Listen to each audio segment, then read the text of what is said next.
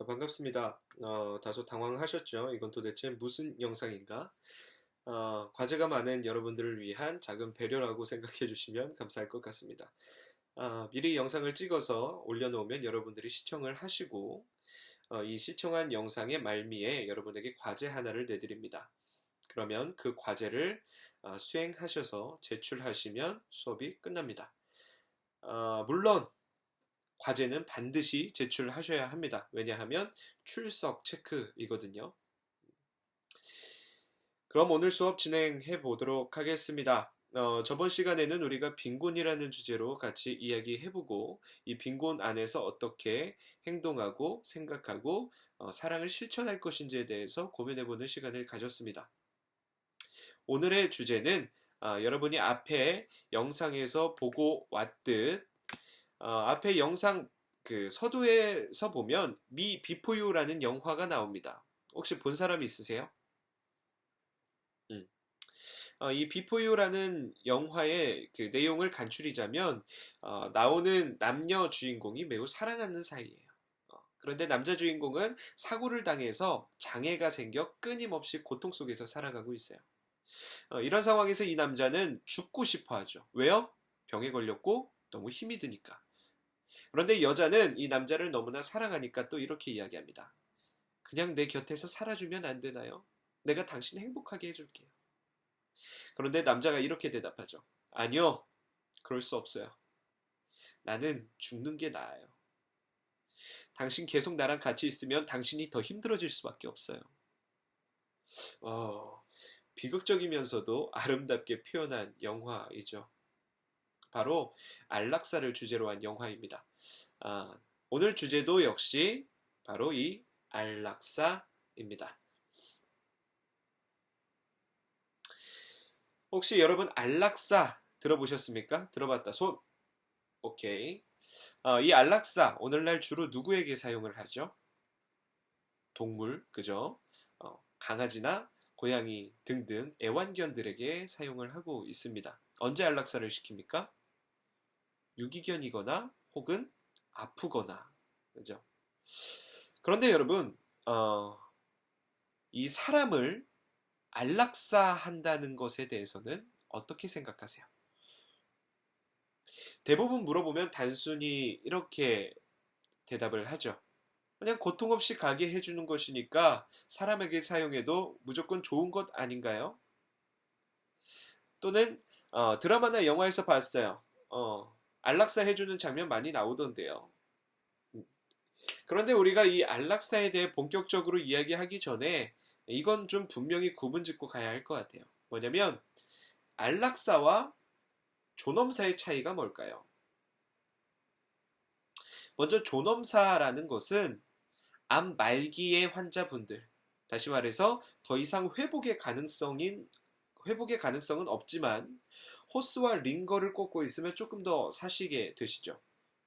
또는 인공심장을 통해 계속 피를 순환시키면 그보다 좀 더 사시게 되고요. 하지만 그걸 하지 않겠다라는 것이 존엄사예요. 때문에 다른 이름으로는 연명치료결정법이라고 부르기도 합니다. 회생 가능성 없는 환자가 자기 혹은 가족 동의로 연명치료를 받지 않도록 하는 법을 이야기하죠. 그리고 이 연명치료를 하지 않겠다, 자연스럽게 순리에 따라 보내드리겠다 하는 것이 바로 존엄사입니다. 치료를 하지 않는 것뿐이니까 인위적이지 않은 자연사 범위에 속하죠. 그렇다면 이 안락사는 무엇이냐?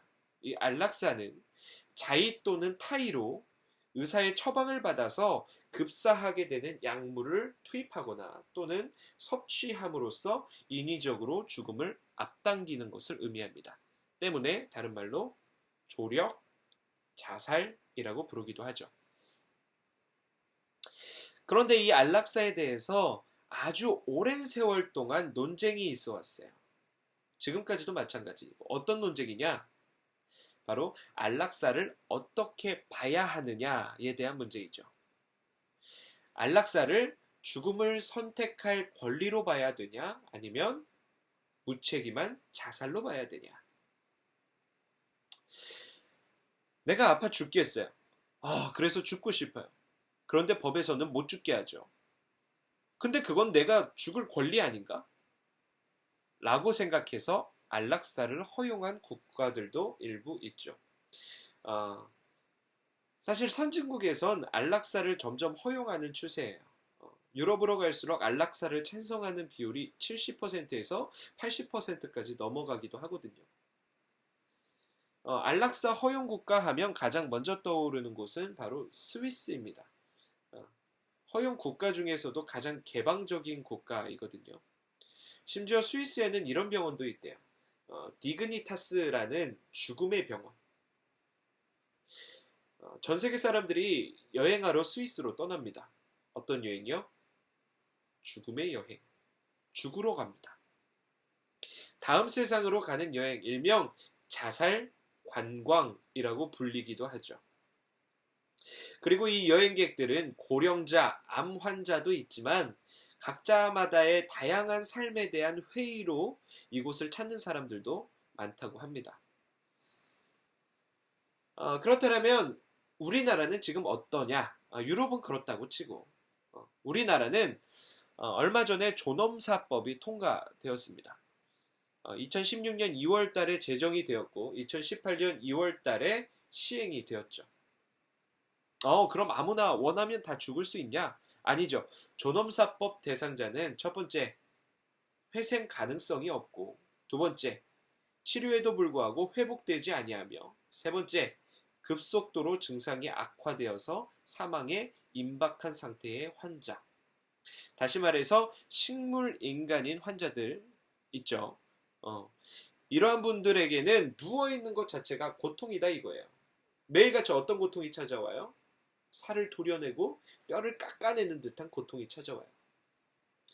이런 분들은 고통 속에서 사느니 차라리 편히 보내드리는 것이 더 인간적이지 않겠느냐 해서 우리나라에서도 이 존엄사법이 통과가 되어 있죠.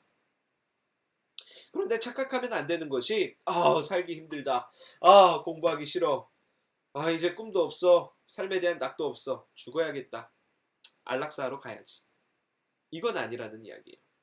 존엄사는 그냥 자살이 아닙니다. 어떤 사람 대상이라고요? 죽을 정도로 아프니까 차라리 죽은 게 낫겠다. 이게 존엄사라고요. 자, 이제 여러분이 여기서 토론을 해보셔야 합니다. 잘 알겠어. 근데 그렇다고 생명을 너무 가볍게 여기는 거 아니야? 엄연히 하늘이 또 부모님이 주신 생명인데 내 마음대로 선택해도 돼? 아니야. 죽을 정도로 사느니 차라리 죽은 게 낫지 않아?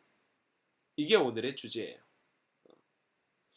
자, 찬성과 반대 입장을 먼저 살펴보도록 하겠습니다. 먼저 찬성의 입장. 여기에 나오는 이 인터뷰에 소녀가 대통령에게 직접 편지를 보냈대요.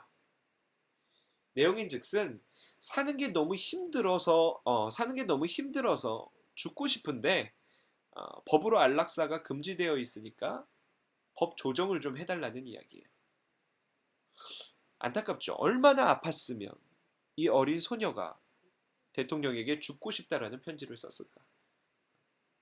남겨진 가족 입장에서는 어때요? 매일매일 고통스러워하는 이 모습을 보는 가족 입장에서는 어땠을까?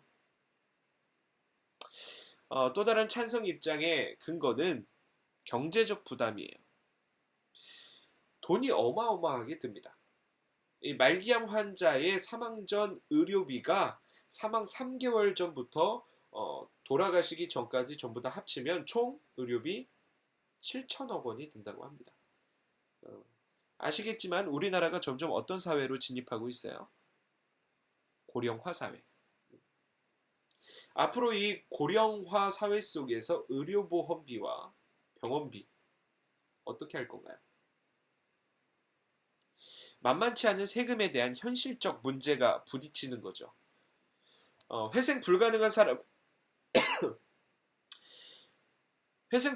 사람을 연명하고 있으면 그 의료비를 누가 어떻게 감당하냐는 말이에요. 빚은 남겨진 가족들의 몫이겠죠. 그리고 의료보험비는 여러분들이 내야 할 세금이죠. 오케이, 여기까지 알겠어. 극심한 고통 경감과 돈이 많이 든다는 건 오케이, 이해해. 그런데 반대 입장에서는 내 생명의 주인이 내 것인가? 목숨과 기회가 여러 번인가? 그렇게 한 번에 무 자르듯 끊어낼 만큼 이 사람의 생명이, 이 존엄성이 그렇게 쉬운 것인가? 아니 게임 아이템처럼 한 번 죽으면 다시 살아나는 것인가? 이게 중요한 문제예요. 나의 생명은 어디에서 왔나? 하나님이 주셨나? 아니면 부모님이 주셨나? 이건 여러분 마음대로 선택해도 돼요. 그런데 여기 보세요. 의사는 어떤 직업이에요? 사람을 살리는 직업인가요? 죽이는 직업인가요? 그렇죠. 사람을 살리는 직업이죠. 그런데 의사가 죽이는 일을 한다. 이 의료의 목적에 대한 딜레마가 발생하게 되는 것이죠. 의사가 직접 사람을 죽인다. 모든 의사는 의료업에 종사하기 전에 이 히포크라테스 선서라는 것을 합니다. 그중 한 부분에 나는 환자의 요구가 있다고 할지라도 죽음에 이르게 하는 약을 처방하지 않을 것이다. 그리고 이것을 제한하지도 않을 것이다. 라고 선언을 하죠. 이러한 의료 윤리적인 문제, 여러분은 어떻게 생각하십니까? 그리고 결정적으로 그래, 돈 많이 들고 극심한 고통 경감으로 안락사 할 수 있다 이거야. 그런데 만약 내 사랑하는 가족, 부모님, 친구가 걸렸다면 나는 어떻게 할 것인가?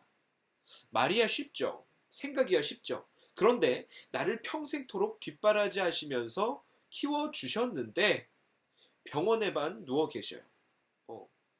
그런데 부모님께서 어느 날 내 손을 꼭 붙잡고 말씀하세요.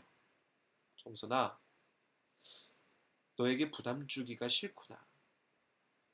엄마 그냥 보내주려. 할 수 있겠어요? 또 이런 일들이 있었어요. 작년 4월 23일에 27년간 코마 상태에 있던 아랍에미리트 여성 무니라 압둘라라는 여성이 연명 치료를 지속적으로 받다가 갑자기 코마 상태에서 깨어나게 된 사건이 있었어요. 이 여성은 어렸을 때 이 아들과 승용차를 타고 가다가 버스와 충돌을 했는데 아들을 구하고 뇌에 손상을 입어서 식물인간 판정을 받게 되었죠. 그 후에 아들은 이 엄마를 포기하지 않고 계속해서 치료를 해주었는데 어느 날 아들이 주치의와 말다툼을 하고 있었어요. 그런데 갑자기 뒤에서 오마르야, 뭐야? 돌아보니까 엄마가 27년 만에 깨어나신 거예요. 그러면서 하시는 말씀이 너 어른한테 그게 무슨 말버릇이니? 살아나실 가능성이 있잖아요. 좋아질 가능성이 있잖아. 의학 드라마에서 의로운 의사가 자주 하는 대사 있죠. 단 1%의 가능성이라도 있다면 최선을 다하는 것이 의사로서의 의무입니다. 한 생명이 정말 소중한데 그렇게 쉽게 결정할 수 있겠어요? 물론 가능성이 없는 상태에서 고통스럽게 하루하루를 보내고 계시다면 하루빨리 편히 보내드리는 것이 윤리라고 생각할지도 모르죠. 다시 말씀드리지만 그래서 구분해야 할 것이 이런 분들을 위해서 존엄사가 시행되고 있는 것이죠. 기계로 더 이상 인위적으로 붙잡지 않고 자연적으로 가시도록 놓아드리는 거예요. 그런데 또 이 고통에 대한 명확한 규정이 좀 필요할 것 같아요. 혹시 의사 요한이라는 드라마 봤어요? 안 봤으면 함께 보시죠. 내용인즉슨 평생을 격투기 선수로 살아온 환자가 어느 날 갑자기 쓰러졌다가 일어나 보니까 내 몸이 컨트롤이 잘 되지 않는 상태가 된 거예요. 어때요? 격투기 선수로서의 생명은 끝난 거죠. 그 고통 속에서 괴로워하다가 이 의사인 지성에게 안락사를 요청합니다. 그러자 지성은 굉장히 당황하면서 이렇게 대답하죠. 저는 환자분의 고통을 해결해드리는 사람이지 삶의 고충을 해결해드리는 사람이 아닙니다. 그러니까 이 환자가 이렇게 대답해요. 저에겐 그게 고통입니다. 그건 제가 살아도 사는 게 아닙니다.